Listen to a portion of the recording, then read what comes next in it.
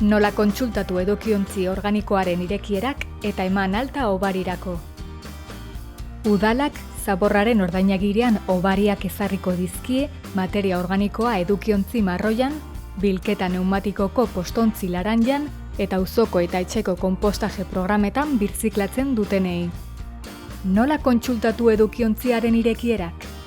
Kontsultatu zure irekierak eta obaria lortzeko gutxieneko irekiera kopurua vgidoi.eus/obaria-organikoa helbidera sartuta.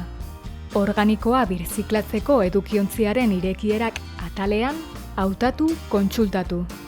Identifika zaitez baliozko identifikazio ziurtagiri digital baten bidez. Zure irekierak adierazten diren orrialdera sartuko zara. Nola erregistratu deskontua lortu ahal izateko? Oraindik alta eman ez baduzu, honela egin dezakezu.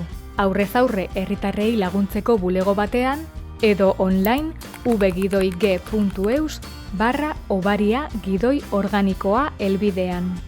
Hautatu hasi online tramitatzea. Identifika zaitez.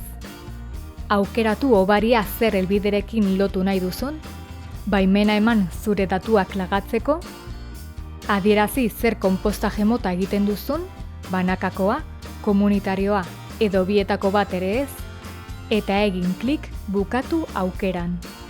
Nahi baduzu, egiaztagiria deskarga dezakezu.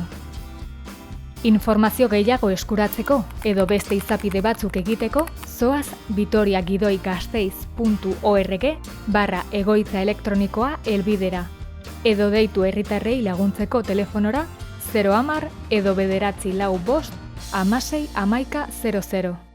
Gasteizko Udala, zure eskura.